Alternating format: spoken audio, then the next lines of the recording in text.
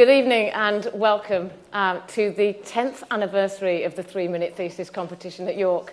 We could not be more excited to see all of you and to have this great evening with our finalists. They are no doubt very nervous at the moment, and I hope you will show them due respect, no heckling, etc. I will go through some of the rules, but what I want to say is welcome back.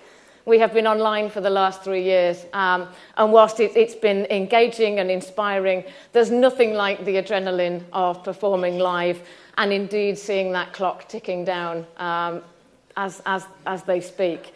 So I hope we're all in for a really great treat this evening. My name's Karen Clegg. I have the real pleasure of heading up a team who support professional development for research at the university and supporting the York Graduate Research School. These people that you see in front of you are doing genuinely engaging, inspirational, and in some cases life-changing research. Utter respect to each and every one of them for what they're doing and the contribution that they make to society. So I hope this evening we will enjoy what they're doing, but we'll also learn a lot, and maybe you'll go out just thinking about some of the things that they've said and inspired you.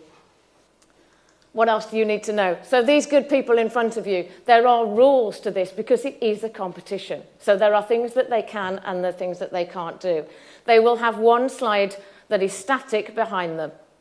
They will not be allowed to use any kind of social media, any movies or anything of that sort. They can't use props or costumes. They can't dance, neither can I in these shoes. And anybody who goes over 3 minutes, and you will see that on the clocks, will be instantly disqualified. Now, they know that, we know that, and the judges who I'll introduce you to in a moment know that too. There's no poems. They maybe use poetic license, and some of them will definitely use metaphors, but that's where that ends. And the panel will make the final decision, except for the people's choice. And that is within your gift to decide who wins this evening. And I'll tell you a little bit about that and how that's going to happen in a wee while. So for you guys, mobiles off, please. These people need their space and they need their 3 minutes. So please, at the very least, put them on silent and put them in your pocket right now, if you haven't already. No heckling, please. No sort of raising your hands and asking questions halfway through. It's not a seminar. It's a competition, and they've only got 3 minutes. But they would be absolutely delighted to talk with you afterwards and have chats, and we hope that will happen. And yeah, as I say, get ready to make your vote. Then you will need your phones. If anybody doesn't have a phone, then we have old-fashioned pens and paper as well. Yes, that's all right. We can do that for you, sir. There are 2 criteria. The judges have a little bit more in the way of detail here, but for you guys watching and making your assessment, comprehension and content. So does it make sense to you, and did they talk about something that made some sense and was understandable and which you learned from? Did they engage you? Did you want to know more? Did they leave you thinking, oh my goodness, that's absolutely fascinating. I wish they'd had 15 minutes and not 3. If that's the case, then maybe they're the person that you're going to give your people's choice vote to. Allow me to introduce the judging panel, who are sat down here, and I won't bring them out in the interest of time, but perhaps if they can squidge round and raise a hand, that would be lovely. So I will start as the order on the slides. Professor Kate Arnold is the Dean of the Graduate Research School here at York. And make sure that things like this happen and that the researchers get all the support that we can possibly give them at York, and that anybody who wants to undertake research is given a fair opportunity to do that. Kate's brought that real sense of equity with her. Thank you so much for that. Allow me also to introduce Dr. Owen Gower. Owen is the director of the UK Council for Graduate Education. And for those of you who haven't heard about that, what they do is speak and provide a voice and some agency to doctoral education in the UK. You can find them on their website and on their very recent LinkedIn. So if you want to like their LinkedIn, they will like that a lot. Professor Doug Cleaver, if you want to give a nod, Doug, thank you so much. Doug is the is also involved with the UK Council for Graduate Education, but he wears many hats. He's also the director of the graduate school at Sheffield Hallam University, and he's a professor of materials and engineering research also. So a busy man. In fact, all three of them are busy folk.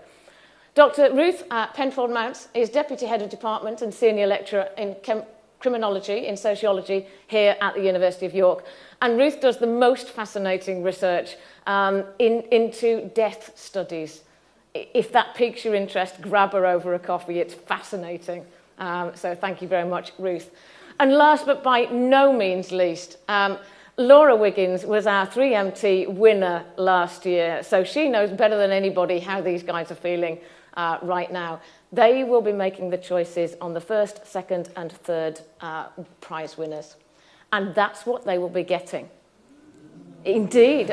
More wooing. More wooing is required. So first prize will indeed get an iPad. We might even order it to a colour of your choice, depending on the price. And if you want rose gold and it's more expensive, you're not having it. The other three will, as you see there, will receive Amazon vouchers to spend on what they like. And the winner gets to take part in the VTI national final, which brings me to Claire Viney over there, who will be comparing our kind of interval. While the judges are debating and cogitating on who they think ought to win, Claire will be hosting 3 alumni 3MT winners. And here we really celebrate the 10 years that this competition has been going.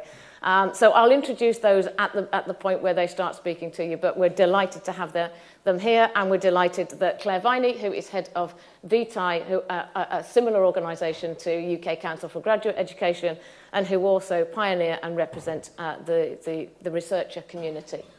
So that's the prizes. You know what you're judging on. What you need to know is who these jolly good people are. So, are we ready, folks? You're as ready as you're ever going to be. There's some nervous faces down here. I can see them, but you can't. So, in your own time, folks, what will happen is that they will come to the stage. I am going to introduce them, and when they're ready, you will see the clock start. So, it gives me great pleasure to introduce you to our first finalist this evening. Francisca de Rosario is from the School of Physics, Engineering and Technology, and their title is DNA, Storing Data for Generations.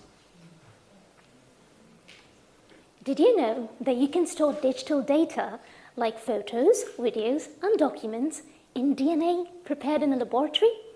But why would you do that, and how? At present, we store most of our data in cloud.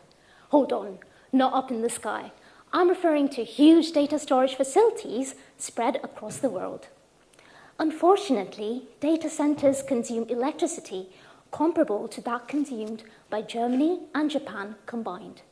Their growth is unsustainable beyond the next decade, and we need to switch to a dense and environmentally sustainable data storage system. Now, say how do we do that? That is where DNA comes as the knight in shining armor. A single gram of DNA can store as much information as 1 million iPhones. If we were to store all the world's data in a stack of DVDs, the stack would be long enough to circle the Earth 222 times. DNA can squeeze all that data into the size of a loaf of bread. Wondering how? Conventionally, digital data is encoded as a sequence of zeros and ones, called a binary sequence, to be stored in the cloud. The same data can be encoded as a sequence of A, T, C, and Gs, the building blocks of DNA, namely adenine, thymine, cytosine, and guanine. So what's the big deal in going from using 2 digits to 4 letters to encode data? Consider 2 light bulbs, which can switch on and off. You can have both on, both off, first bulb on, second off, and vice versa, giving you 4 possible combinations. Now imagine that the bulbs can switch between 4 different colors: red, blue, green, and yellow. Now, you can have both red and 1 blue, 1 red and 1 green, and so on, giving you 16 possibilities. Something similar happens when you go from using 2 digits to 4 letters. You can store much more information using fewer symbols. My PhD project focuses on studying DNA structures with the potential to create a data storage device. The challenge is to retrieve information stored in DNA in a simple, quick, and reliable manner, and my project does that by just combining DNA and electronics. Now, I believe the future of dense, durable, energy-efficient data storage systems is in the hands of these tiny biological molecules that will not only solve issues in space and energy consumption, but also spare the planet's health. Thank you.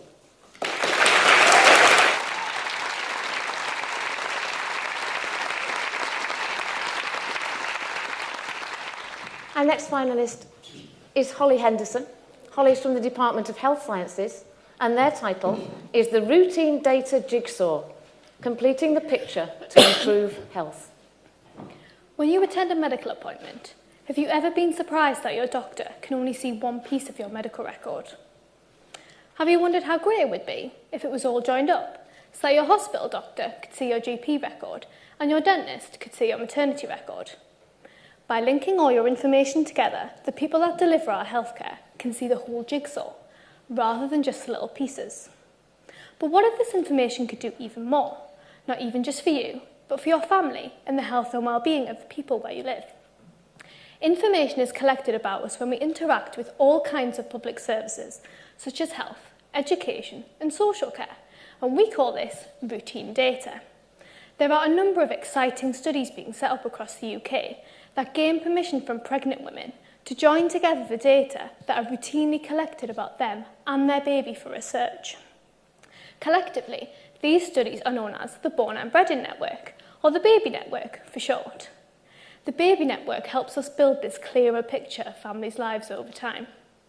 Now you can imagine how useful this information could be to local policymakers who make decisions about child and early life health. The first 1,001 days of life have been a key policy focus, and research has shown us that if a child's body and brain develop well during this time, then their life chances are significantly improved. However, I found limited evidence of routine data being used to inform decisions in this key policy area. So, my PhD research explores whether data from the baby studies can be used to inform decisions around early life health. As part of my research, I developed a method of engaging local families and health professionals to identify research priorities that could be addressed using these data. Using this method, we identified that maternal mental health and child development is an important and urgent area of research. Next, I explored whether these data could actually be used to address this research priority. Unfortunately, I found that key information needed to address this research topic was not well completed. For example, a measure of child development that should be routinely collected for every child in the UK was only available for 20% of the children in the study. This has implications for the usefulness of these data for research and local decision making. I also asked decision makers what they thought of the data. They expressed concerns over the quality of the data and the limitations of the systems that record this information. So, can we use routine data to inform decisions around early life health?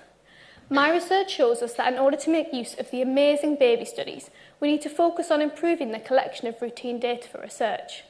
The next steps are to work with local services to ensure that key information about families is accurately captured so that it can be used to inform decisions that improve their health. Thank you. Thank you, Holly. My heartbeat's going when you get down to 3 seconds. Don't do this. Okay, our third finalist this evening is Matthew Hill.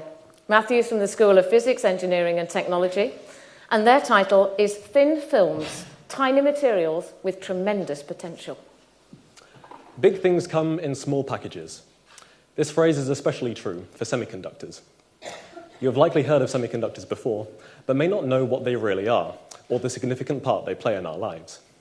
These humble materials are considered the building blocks of modern technology and have tremendous potential. They are used in almost every digital application you can think of, including laptops and mobile phones. So there is a good chance that each and every one of you sitting here today has a semiconductor in your pocket right now. One thing you may not know is that they also contribute significantly to many parts of social infrastructure, including the internet, GPS systems, and in vehicles such as cars and trains. What sets these materials apart is that they're able to control the flow of electric current in electronic devices, and it's because of this unique property that they've gone further than any other material in shaping the incredible world we have today, where everything is interconnected. Many semiconductors exist as thin films, such as the one that I'm holding with my fingers in the center of this picture.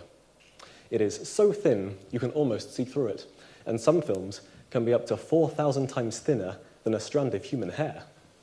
It is their size, coupled with their electrical properties, that allows them to be used in such a huge number of applications and to play the role they do in tackling global problems. So, what global problems can we tackle with thin films? How about a problem which affects all of us, the ongoing climate crisis? Among the many contenders for providing clean, carbon-free, renewable sources of energy is hydrogen fuel. It is understood that a thin film comprised of titanium combined with oxygen and nitrogen can act as a catalyst in producing hydrogen fuel safely from just water and sunlight, hence the name photocatalyst. And right now you may be wondering, renewable energy from just tiny thin films plus water and sunlight, is it really that easy? Well, I'm to figure out just how feasible that method is in my research, as I work to develop a deeper understanding of the underlying physics and chemistry behind a novel technique used to produce these photocatalytic thin films. The technique involves vaporizing a metal into a plume with a high-powered laser beam, which, upon reacting with oxygen and nitrogen, deposits onto a piece of glass to form the thin film such as the one in the picture. There are many things to be addressed for this method to be viable, such as the materials being cheap to produce and having high energy efficiency. But these are all important problems to tackle if we are to become one step closer to clean, carbon-free, renewable hydrogen fuel production on a large scale. After all, when it comes to solutions to global problems, the little things are infinitely the most important. Thank you.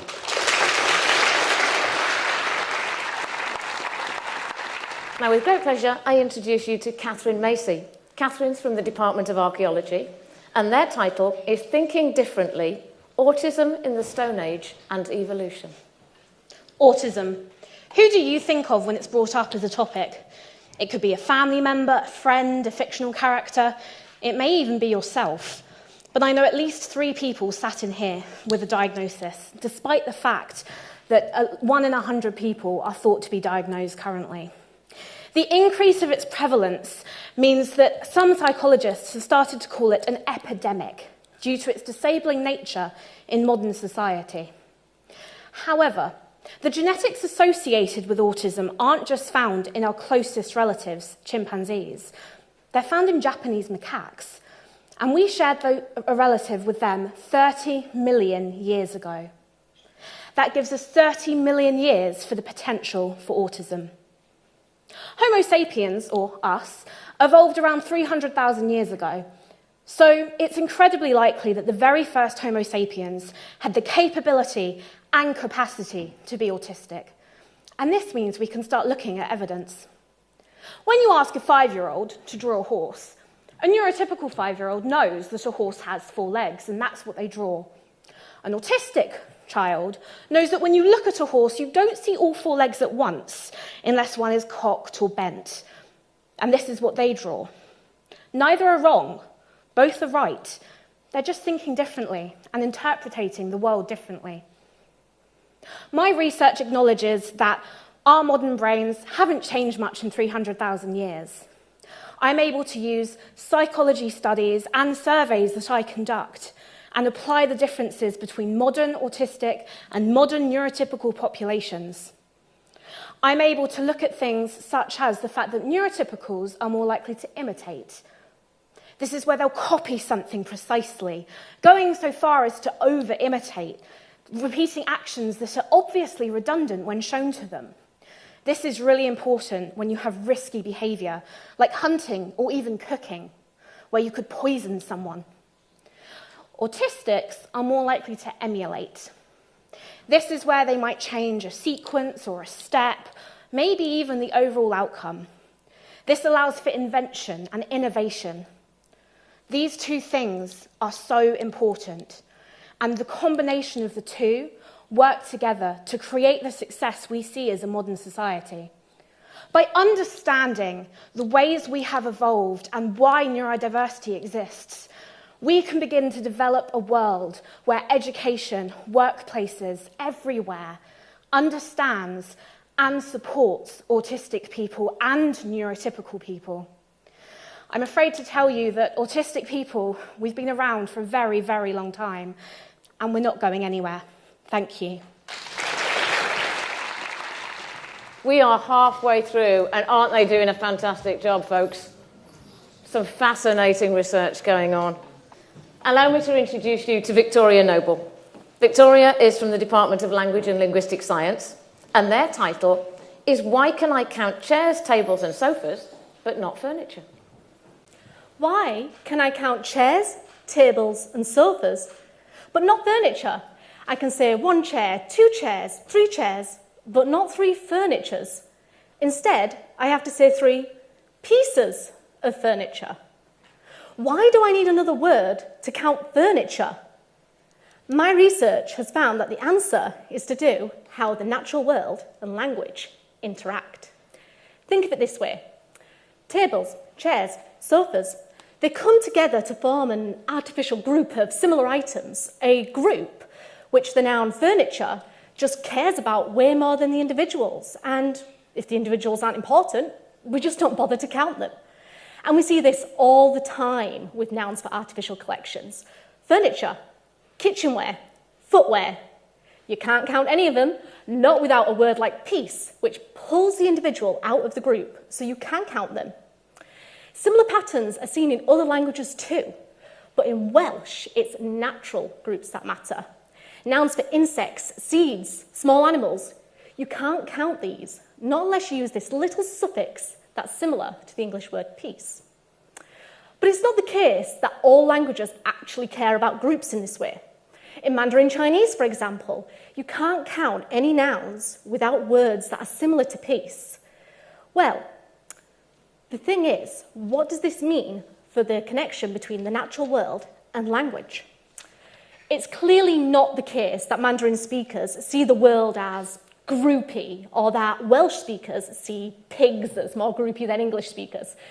People across cultures just do not differ that much. But what we do find is that it's actually language itself. Our languages are choosing whether or not to reflect the world around us, and it is not a conscious choice on the part of the speakers. Our languages are beautiful, mysterious things with life and rules all of their own. Rules that sometimes involve interacting with the world. Rules that, when we figure out how they work, they might just tell us a little something about what it means to be a human navigating this planet we all call home. So, I can tell you why I can count tables, chairs and sofas, but not furniture. It's because I speak English, a language which chooses to reflect artificial groups, like Welsh, a language which chooses to reflect natural groups. But unlike Mandarin Chinese, that just doesn't do this at all. So, I leave you now with a task.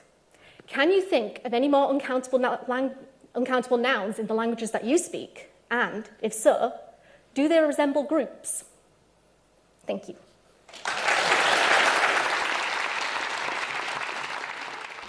Our next finalist is Louise Paget.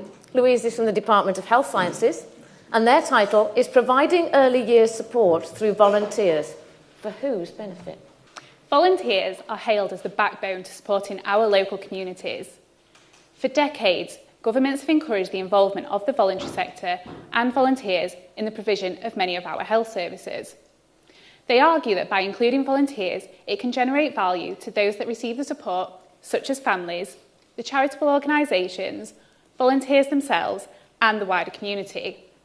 However, the impact of including volunteers will differ across different settings, and currently the literature mainly promotes the positives of including volunteers only.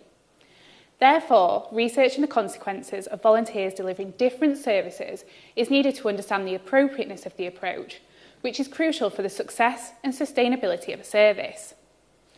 Early years interventions, which support families during pregnancy through to infancy, is a setting increasingly involving volunteer roles. These volunteers are most often parents themselves who use their personal experiences to support the well-being of other parents and the healthy development of their child. But is there wider value created through volunteers delivering these services that can justify their inclusion over paid staff or professionals? I found that evidence to date has mainly looked at the impact on families receiving the support. So my research has looked at those potential wider consequences on the volunteer, organisation and wider communities. This evidence can support decision-making around if and why volunteer models should be considered in relation to the wider value the volunteers could generate. I collected and analysed data from previous studies that had explored the experiences of volunteers and through additional interviews with volunteers, staff and individuals who fund early years services to gain their views on the impact of including volunteer roles. The volunteers view that their personal experiences, abilities to create an emotional bond with parents and avoid a more statutory, threatening figure made them feel well suited as volunteers to provide the support. At the same time, volunteers were directly benefiting from their roles through an increase in knowledge, career skills, mental and social well-being. These benefits can then have a knock-on impact to the wider community through having more confident and upskilled community members who become lifelong champions of the early years within their own social networks. However, despite volunteers being a cheaper approach for the organisation, significant resources are still required to ensure that appropriately trained volunteers are delivering these important services, meeting demands, whilst gaining something from the role themselves. So, this research has evidence that volunteers can maximise the value of an early years service. Those funding or designing early years interventions should consider a volunteer model where there is potential for both families and volunteers to benefit, but only where organisations have the resources to support both. Thank you. Next up this evening is Kagato Selwe. Kagato is from the Department of Chemistry, and their title is Chemical Contaminants in Botswana's Fragile Aquatic Systems. I'd like to start my talk today by asking you all to think back to earlier today when you woke up and try to count the number of chemicals you have each been in touch with or perhaps have used. These chemicals could be a wide range of things such as pharmaceuticals, such as painkillers or antibiotics, or even personal care products like shampoo or soap. There could even be small chemicals in like tobacco or caffeine found in coffee. Well, unfortunately, at the end of the day, all of these are washed down the drain and make their way to a wastewater treatment plant, which is ill-prepared to remove them from the water. And this means that eventually they are then washed into the environment. Collectively, these chemicals are called emerging contaminants. And they are interesting, particularly interesting because they are designed deliberately to cause an effect at a very low concentration. A quick example would be codeine, the painkiller. The recommended dose for a young man, slightly obese, like myself, would be 15 milligrams, very small. However, if you think about it, for a small fish like my friend Bob, weighing 100 milligrams, this would be 100 times the recommended dose that I would take versus for poor old Bob. Therefore, without understanding what is found in the wastewater or the water that the fish live in, we do not know what poor old Bob is exposed to. For the last 4 years, I have dedicated my life in studying what is present in the aquatic systems in Botswana, with a beautiful flag over there, because that is where I was born and raised. It is a place I hold very dear to my heart, and I'm interested in finding out what exactly the fish there are exposed to. The aim of my project is then to direct policy to those that make the laws and regulations in the country to be able to protect these very fragile ecosystems in the country in such a way that the wildlife from the fish to the animals as well as people downstream that depend on these very fragile ecosystems use. The applications will spread further on a worldwide scale, in learning about how these products, these pharmaceuticals and emerging contaminants break down. And I hope this will help the rest of the world. I'd like to close my talk by saying, once you've counted all those chemicals, which I believe many have not been able to do, please think about poor old Bob downstream. I thank you.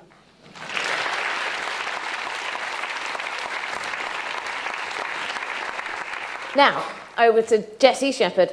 Jessie is from the Department of Education, and their title is Preventing Mental Ill Health in Refugee Girls. In the UK, 1 in 6 children has a diagnosable mental health condition. This is the equivalent to about 36 of the people in this room tonight. But for children who experience high levels of stress in their childhood, like refugee girls, the numbers are much higher. Refugee girls are 5 times more likely to be diagnosed with anxiety, depression, or both. And that's the equivalent to about 183 of the people in this room tonight. So what can we do about the rising mental health needs of children in the UK? Social and emotional skills are the building blocks for well-being, mental health, and friendships. Social and emotional skills education is one of the best ways we have to combat the rise in mental ill health, and it's taught throughout the UK. Social and emotional skills are also linked to academic achievement and lifelong earning potential, making them vital for successful development. But the problem is that for children who experience a lot of stress in their childhood, like refugee girls, social and emotional skills education is less effective at preventing mental health disorders, although we don't know why. One theory from international research is that this has to do with teacher commitment, that teachers don't value social and emotional skills, and so they don't focus on it or teach it well. My research aimed to explore this idea in the UK and to understand how primary school teachers here support social and emotional skill development for refugee girls. My research is based upon a principle that meaningful change trickles up, not down, that by understanding the needs of the most vulnerable, refugee girls, we better understand how to help other vulnerable children, and ultimately we understand how to help all children. So in my PhD, I explored, what do teachers think about social and emotional skills education? How do they teach social and emotional skills to refugee girls? And what sort of training and resources do they receive? I found that teachers in the UK are very supportive of refugee students, and they highly value social and emotional skills. In fact, they view social and emotional skills as fundamental to any kind of academic learning. What they lack is training, resources, and support. This outcome is important because recently, in response to the rising mental health needs of children in the UK, the Department for Education has said that it is teachers and not GPs who need to be the first level of support for children, but they have not provided any additional funding, resources, or training. My findings show a big disconnect between what teachers are asked to do and the level of support they are given to do it. My research tells us how to support the mental health of refugee girls, but through my research, we better understand how to help other vulnerable groups of children, and ultimately, we understand a little bit more about how to positively impact the mental health of all children in the UK. Thank you. Welcome now our 10th finalist, Angelos Sophocleos. Angelos is from the Department of Philosophy, and their title is The Hidden Side of Depression. What in a metaphor? Hello. I would like you to meet my companion. Winston Churchill called it the black dog. Author David Foster Wallace called it the big thing. And journalist Tracy Thompson called it the beast. I think we should call it what it is: depression. Depression is a mental health disorder with persistent anxiety, sadness, and hopelessness. It is currently the leading cause of disability worldwide. Imagine that the entire UK population has depression. Now multiply that by 5. That's right. For over 300 million people globally, depression is their day-to-day companion. Despite its prevalence, however, we have little understanding of what it feels like to be depressed. As a philosophy researcher, I am interested in understanding the experience of depression. And this is what I do: listen to and analyze depressed people's stories. In my interviews with depressed people, 2 main themes emerge. People report that they lack the ability to accurately describe what they feel. They also say that it is impossible for other people to understand depression unless they have experienced it themselves. As a result, people use various metaphors to describe depression. A grey cloud, a big empty space, a bubble. They also use words like suffocating, drowning, being in prison. What do these words mean, and what do they share in understanding the experience of depression? In my research, I found that what these different depression metaphors have in common is the feeling of being a spectator. Picture yourself as being a spectator at a theater play. You cannot participate in the play or interact with the actors, but you are restricted in observing the actors' lives. Similarly, depressed people report merely observing the lives of other people, but feel unable to participate in the world themselves, as if they are spectators. As one person I interviewed said, depression is like dying from thirst while looking at the glass of water just beyond one's reach. Companions are good, but not depression. As I near the end of my PhD, I am currently collaborating with clinicians in developing therapy methods to develop the idea of being a spectator in depression, to improve treatment and therapy for all those who struggle. Our parents, siblings, children, friends, colleagues, everyone. Depressed people have been speaking. It is time we start listening. Thank you. Our last, but by no means least, finalist is Danielle Varley. Danielle's from the Department of Health Sciences, and their title is It's All in Your Head, the Experiences of Patients with Functional Neurological Disorder. Imagine that for the past few months, you've been experiencing strange and unexplained symptoms. You've been able to walk because your legs feel weak. You've had constant memory lapses and aches and pains all over your body. And one day, you wake up, struggling to speak and unable to move your arms or legs. You're rushed to the hospital where the doctors are very concerned, and they make sure that every test possible, from blood tests to brain scans, are completed.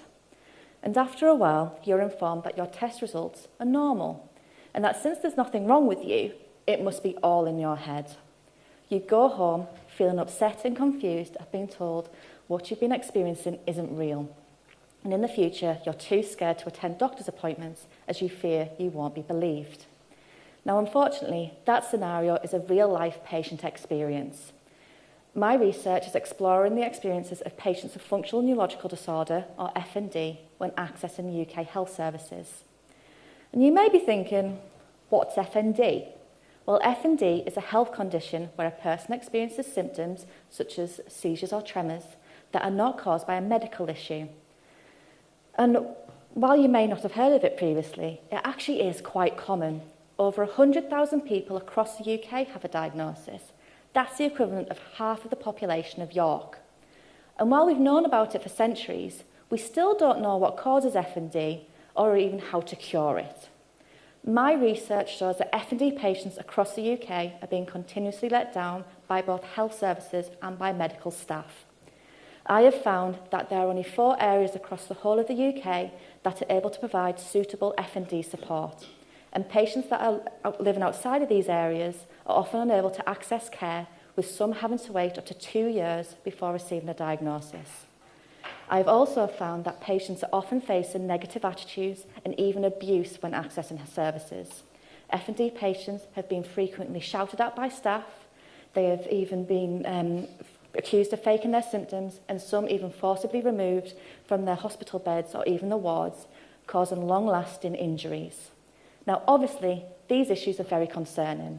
We know that if FND patients face delays in diagnosis or treatment, or if they face negative attitudes by doctors, they are less likely to accept their diagnosis, refuse to attend appointments, and have a low quality of life. So what can we do to improve these issues? Well, that's where my research comes in.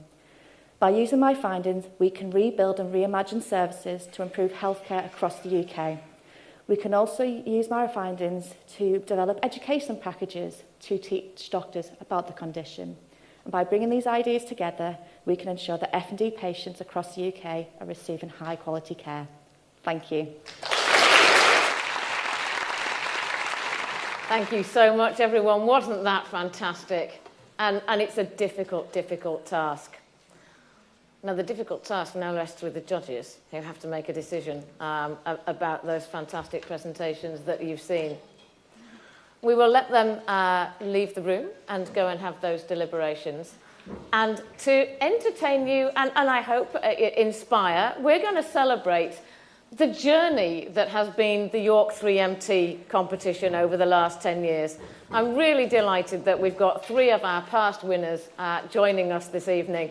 And Claire Viney from VTI, as I say, is a researcher development organisation, national organisation, is going to host that for you. So they've been prepped with some questions, but knowing Claire as I do, I suspect she might just throw a cheeky question in anyway because she can. So I'm going to hand over to Claire, and we're going to find out what's been happening with you guys for the last however long it is since you did 3MT, and what it's meant to you. Over to you, Claire. Thank you, Karen. And 3MT, what an amazing competition. Well done to all of our 11 finalists. So another round of applause to all of you.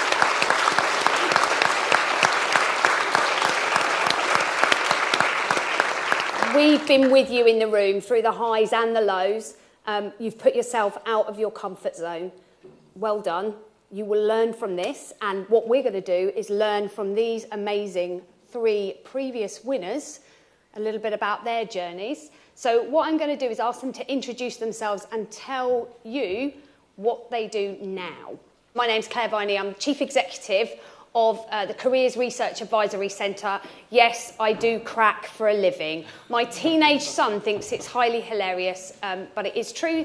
Our charity has been around since 1964, and we've been working and supporting researchers since 1968.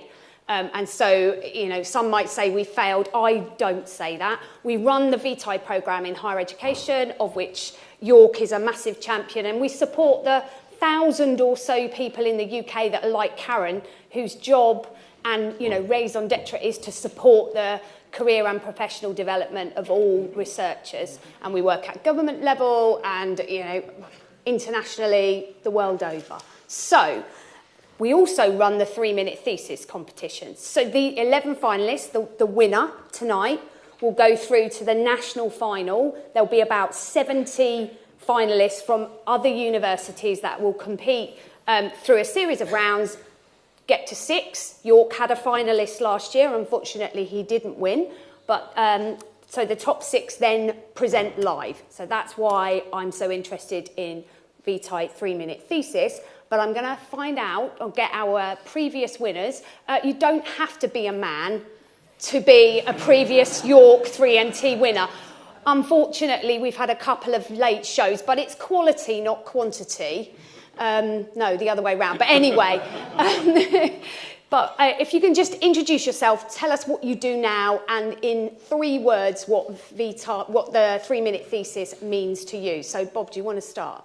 Hello, I'm Bob Phillips. I'm a part-time children's cancer doctor and part-time researcher. 3-minute thesis means 3 minutes long. Let's hope it gets better. Frank. Hi, my name is Frank Sobotzenski. I'm a lecturer in computer science. I work in machine learning and AI in healthcare and aerospace. And 3 minutes means, well, awesome, challenging, but rewarding. Okay. And Jamie? Hi, I'm Jamie Cawthra. I'm a lecturer at Bloomsbury Institute in London, lecturing foundation year students. To me, 3-minute thesis it's a constructive community. I'm sure everyone here has forgotten that it's supposed to be a competition, who's sitting in the front row. I certainly did. And it's also weird. It's really weird seeing time tick away while you're trying to do a talk. Really weird. Okay, so we've got a breadth of 3 words. Can you just sort of talk a little bit about what public engagement means to you, and did you carry on? So you, Bob, when did you win? So it was 2014 that I got 3-minute thesis here, And public engagement in the setting of my work, which is combining children's cancer care and research in that area, is massively important. It drives which research to do, it informs the research to make it better, and the skills from the 3-minute thesis are evident now in the way that we explain the studies that we have done to the community that is affected by it. Okay. Frank, you were the first ever 3-minute thesis UK winner. How does it feel? Wow. Amazing. It was really, really rewarding, and it kind of helped me with my career afterwards. I mean, all you guys, you kind of already won today, so you have like skills and stuff that sticks with you. And I mean, I've been all over the place and in strange places as well. So if you're in a room with lots of world-class researchers and engineers, and you only have a short amount of time to get across your work and the potential impact, having those skills can turn some tables really fast. So congrats to all of you. Yeah, it's that if you're stuck in a lift with Boris Johnson, or if you're stuck in a lift with, I don't know, Bill Gates, or, how do you get it across in that, between floor 0 and 9? Okay. Jamie? Yeah, so my background's in the humanities, and usually the thing about public engagement is exactly what Bob has demonstrated, where someone talks about the amazing stuff they do in STEM, and you kind of go, oh, yeah, got a lot of books. But, seeing representatives from the humanities tonight, like Angelus and Catherine, kind of just reminds you that, sorry, I'm Victoria, looking really cross. Just kind of helps remind people in the humanities that we do have so much to offer to the public, and gets our rears in gear at doing just that. So, Jamie, specifically, the 3-minute thesis, did it change your life? Were you recognised on campus? I actually broke the news that Long Boy has disappeared to Jamie, and he honestly has been traumatised by this. So I'm so sorry. I pass on my wishes to it's really his duck disrespectful family. that we're still running this event. I know.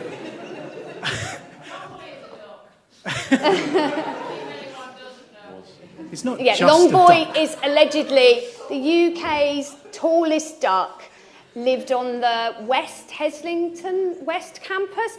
This is what you're known for, people. I live in Cambridge. We're excited by the tallest duck, okay? This is why York is on the map. Jamie. Just a short correction first, which is that Longboy lives in our hearts. Yeah.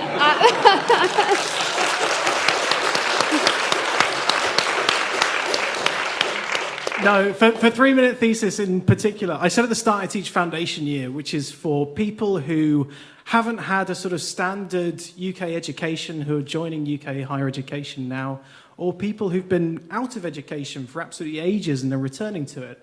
So I don't think it's any coincidence at all that the sorts of things that 3-minute thesis encourages, like ensuring accessibility, kind of getting your head out of your arse a bit with your research and actually realizing that the world is wider than just the sort of narrow corridor you occupy. Yeah, all of those things absolutely kicked in terms of the career. And Frank, tell us about NASA. Come on, you're dying to tell us. Oh, how much time do you have? Okay, 3 minutes. No, wrong question.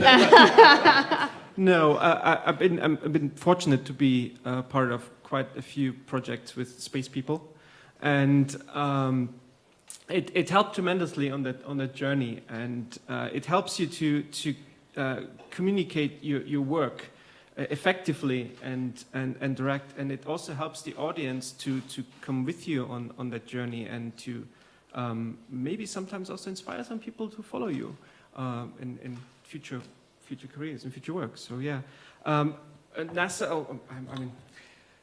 I could list quite a lot of projects now. I'm afraid that this will take quite some time. But come talk to me if you wanted to know more about this. But it ranged from finding new life on other planets, using machine learning to detect atmospheric particles there, using machine learning to find lunar resources on the moon, flying quantum machine learning, high altitude balloons to test this new technology that it works, yeah, quite a lot. And have you ever been recognised? Has anyone sort of said, "Oh my God, that's the 3-minute thesis winner"? Not yet. Frankie's back on campus, as he mentioned, so his career has taken him all over the world, but he's back in York. So, yeah. Talking of in York, Bob. I never left. Carried on with this split job going forwards, and I think the skills from 3-minute thesis did help in drawing that stuff out and making a difference.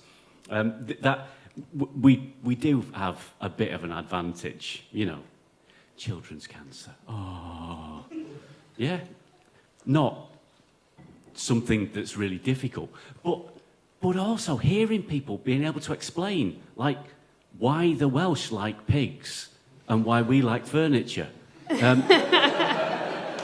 It's just fascinating. And it's a brilliant competition for bringing a massive breadth of stuff from everywhere to really inspire people. And have you ever been recognised? Yes, but Crime Watch dropped the episode. Oh dear, oh dear. So in terms of those sort of reflections, what did you learn about yourself? And let's stick to one thing. What did you learn about yourself going through the competition? I talk too much. Oh, okay. So the editing down to 3 minutes was the hardest piece. Is that?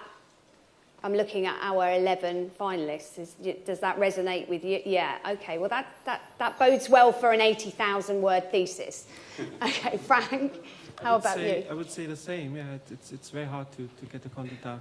For me, also, personally, the difficult part was like watching everyone else. I was the last one, I think, to present, and sitting there in the front row and watching everybody go up there and do a fantastic job, and then just going on and going on. Yes, so good job, all of you. I learned that I'm really easily spooked by numbers turning red. It was literally feedback from the judges on mine was, you looked really alarmed by the countdown. I'm like, yeah, I was. I'm only saying that because these two have already stolen my serious, well-thought-out answer. What, yeah, condensing it down? Yeah, it's all about the concision. Oh, it's horrible. Yeah. And weird. I don't feel like I'm a great advert for 3-minute thesis. Why did you have me back? And clearly a pathway into an academic career. Yeah. Absolutely, it's the way forwards. Everybody that's done 3-minute thesis has become a great academic in the future. That is absolutely not true. I'm going to give some examples in a minute, but yes, you're right. We also have half an academic. What did you say your grounded family say to you? Are you being a real doctor or playing at the university? Playing at the university. Okay. Wow. They keep your feet on the floor, don't they? Sorry, what was the What did you learn? What did I learn?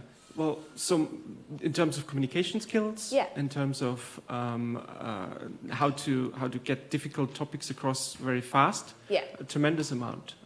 It helped me a lot through that journey. Yeah, it kind of fundamentally changed my attitude to teaching, away from just kind of my job is to pump stuff into your brain, into actually no, my job's to get you excited and interested. And actually, I think in terms of if any of you are seeking academic careers, highlighting that, yeah, they love that. So our winner, who came from Kingston University back in 2019, was just at the cusp of spinning out a company. Do you remember? Is it Tom? And it was a similar sort of story in terms of purifying water, and he had developed a particular, a technique. He never finished his PhD. He never claimed his prize. His company is going. He's probably richer than all of us put together now. Whether the 3-minute thesis was part of that, but anyway. So I think there are lots of different, it's definitely whatever career path. And what we know is that there are 110,000 PhD students in the UK today. 3-minute thesis really helps you, and the skills that you learn as you go through that process, it really helps you to stand out from that crowd. So, yeah. Karen, how are we doing for time? I will go and disappear and find out how long they need. Obviously, there was some photocopying of things that has gone on. I will go and find out, and I'm going to leave you to Phil. Okay. You can do that. I can do that. You can do I that. can do that. Could we go? Can we go off piece? So you can do a bit of singing, bit of poetry, No. bit of audience participation. Audience part. I was about to go there. You're on. So I'm going to have chair's privilege and ask one more question, but think, if there's anything that you want to ask our panel, we might have to run around with the microphone, and I can do that. But you can answer. Oh, it's like Challenge Annika if you're old enough to remember Challenge Annika. So, okay, what's the weirdest question? I know that 3MT is a bit weird in that the audience doesn't normally get to ask questions, but as a result of giving your 3MT to a very diverse audience, did you get any weird questions about your research? Or not? Maybe not. No, I didn't. No? In terms of that engagement, because it is such a breadth, isn't it? No weird audience. questions, really good questions. Good questions, but questions that helped you question your own, a lot of questions in that question, things that helped you think about and reflect on your own research. I feel bad following up to the quite serious question you had there, but I'll give Frank a second to think by saying the year that I did the 3-minute thesis, we had a local school come in and join us. My talk was on impossible fiction, stories where impossible things happen. And the questions I got afterwards was basically a series of kids coming up to me and saying, does this one count? Is Inception count? Like, yeah, you go, yeah. But Bob, you immediately got that concept, didn't you? And asked him, so that can you re-explain the Doctor Who analogy that you gave? Yeah, so this 3-minute thesis idea of impossible things, does that explain why when I'm watching Doctor Who, I'm fine with a space alien coming from outer space, but I get really annoyed because they put the stethoscope the wrong way in their ears. And once you've seen that, it's just really bloody annoying. I think what's even weirder is, to me, that's like a pretty standard question. That's not even one of the weirdest I've heard. What is the weirdest you've heard then? Strictly related to academia. Yeah. Okay, I know we're supposed to entertain, but keep it family friendly. I think usually it's 3-minute thesis got me really into public engagement. And these days, like I said, there were school kids here, and that year I got People's Choice. So I was like, clearly I found my market, and I've continued doing talks with schools around the area that I now teach. And 9 times out of 10, the question that I get when I say, I do philosophy, they say, is that dinosaurs? Every time I just have to say, yeah, I wish. Any questions from the audience? Oh, I said I'd run, Jamie. That is... I'm trying to avoid answering it. That is how a philosopher runs. It's a bit like sort of, Harrison Ford, eat your heart out. It's less a question, it's more an observation, really, and a confession. You said that at least I believe that it's comprehension and content and engagement and communication, but I find it really difficult not to engage so much with a specific topic that, technically speaking, I shouldn't count that, should I? I'm correct in saying that. It's not the topic, is it? But your view and how everybody's perception of engagement and what they find, where their hooks are, will be different, and that's why the competition is so great. So I'm okay doing that. You're absolutely fine. Fantastic. Okay. Absolutely fine. I did try not to, but I just. And the slide as well. I think the slide can be really, really powerful and important. And again, So Jamie's walking again. I've become a roadie. Yeah, you have. I'm giving up academia. You're earning your glass of wine and or soft drink at the reception later. Hello, sir. Yes, it's been very efficient, the way this has been done. I've gone to another one with Greg Dyke a few years ago. That was very good as well. And I've learnt a lot from these people. Yeah. Our finalists have shared their knowledge. Yeah. And the fact you do it in 3 minutes. Well, I'm going to be doing a soapbox talk soon, Saturday. So, not free. Well, I don't know if I'll have any props. I might do, but it won't be 3 minutes, 15 minutes. My problem's going to be fitted in 15 minutes. Yeah. Anyway. Yeah. But the props is an interesting one, because do we think that the competition would be better?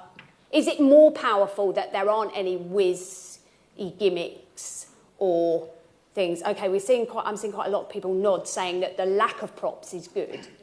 It makes it pure in a way. Okay, then there's a few people sort of thinking... Is it a competition, this soapbox, then? The soapbox? No, I meant the 3-minute thesis. Oh, 3 minutes, yeah. So, yeah, but you've got props on with your soapbox, so perfect. Any more burning questions? Brilliant, thank you. Well run, Jamie. So I'd be interested if you had to make it either a 4-minute thesis or a 2-minute thesis, which way would you go? What a great question. 2 minutes, because I've already done it. But that completely is in tension with what you said, that shortening your thesis down to 3 minutes. If you then had to go to 2, what do you think, Bob? I think 2 minutes rather than 4. Because as we move into TikToking and...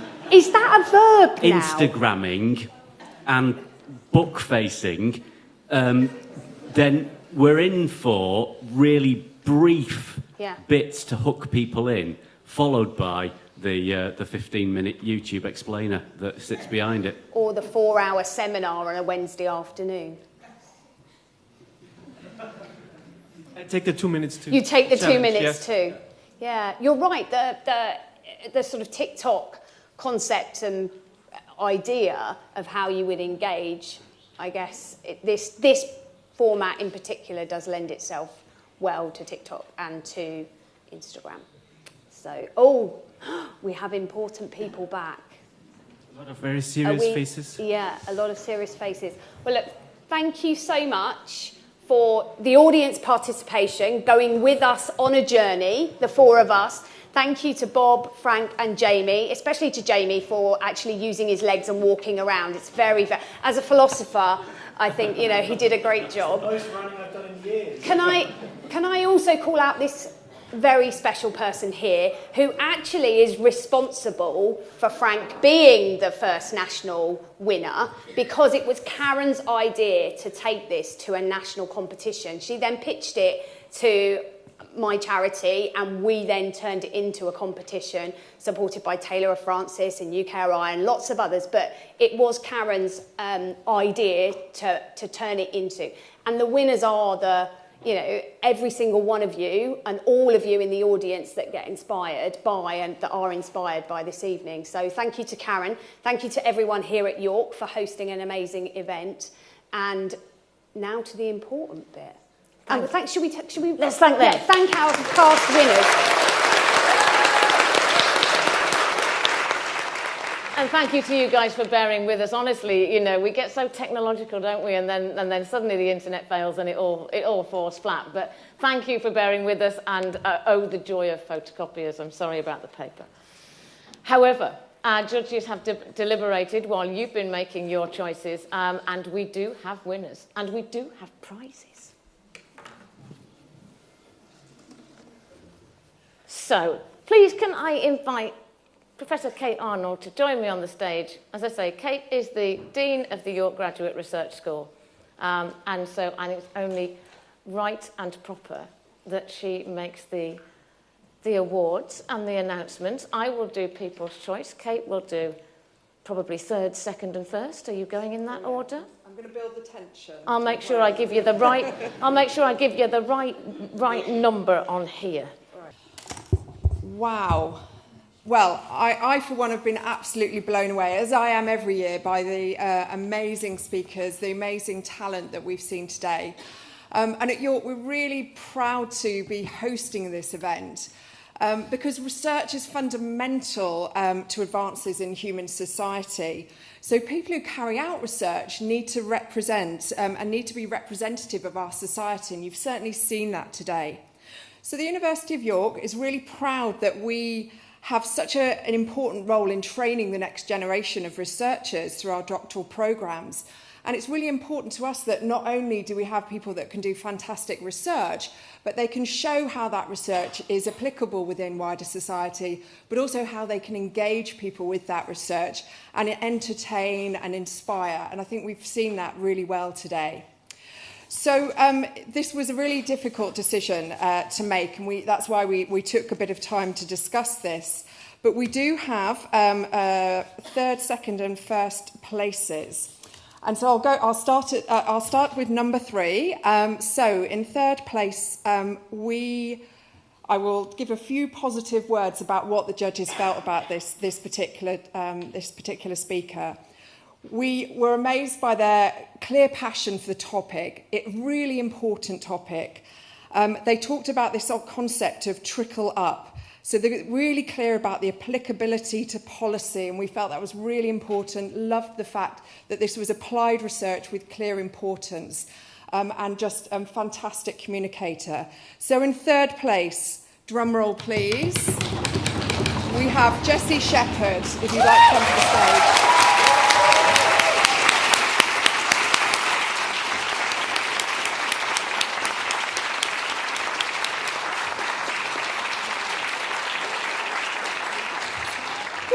Right, so second place. Wow, a very different talk, but equally inspiring. So the judges were really impressed by the passion of this speaker, how impactful they were, their stage presence. They had a very strong visual metaphor in the slide, and they finished with what we called what we were calling a mic drop moment at the end.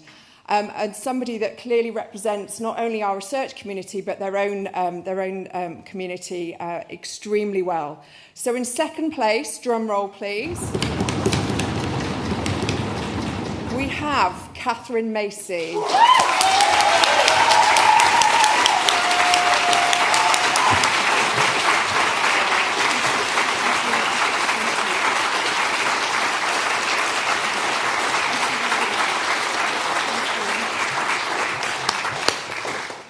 Okay, so who got the top spot? Okay, so as judges, we were really again blown away by the powerful imagery on the slide. It's an image that we think we will remember for a long time. This person talked about a topic that has been talked about a lot, but they brought out their own results when needed. We got to the end of this. We felt that there was this really powerful talk. They didn't trivialise the subject. They didn't bring out old cliches, but they brought out the light and the shade. And we really understood why we needed a philosopher to study depression as opposed to medicalising this. So, you probably guessed who it is, but let's do it. In first place, we have, drum roll please, Angelos Sophocles, please.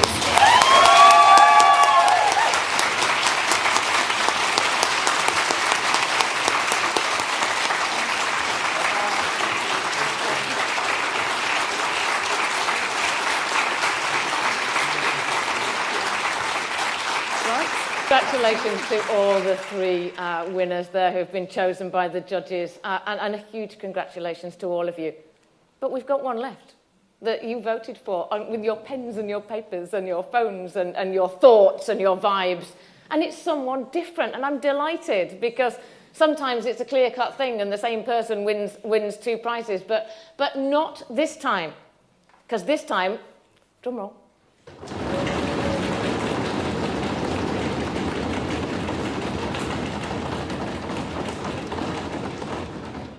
This time we really care about how that data's stored, Francisca.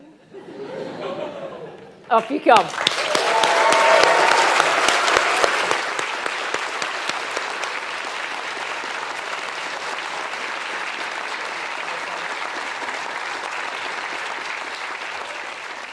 to all of you, our great audience, thank you so much for re-engaging with Live 3MT.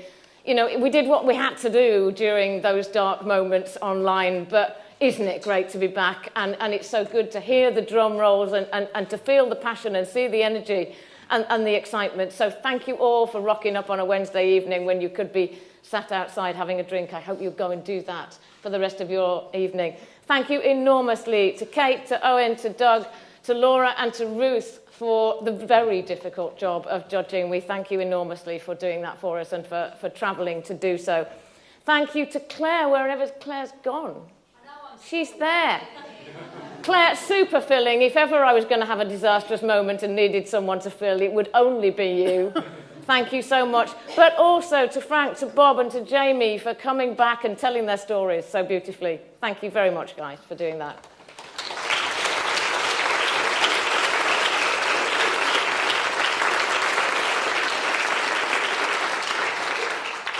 And some of them are here in their T-shirts, the Festival of Ideas team that make all of this happen, and absolutely AV that turn on the clock and turn on the slides and liaise with us all and make sure that we can be heard with our microphones. So to you fellas up there and for doing the recording, thank you.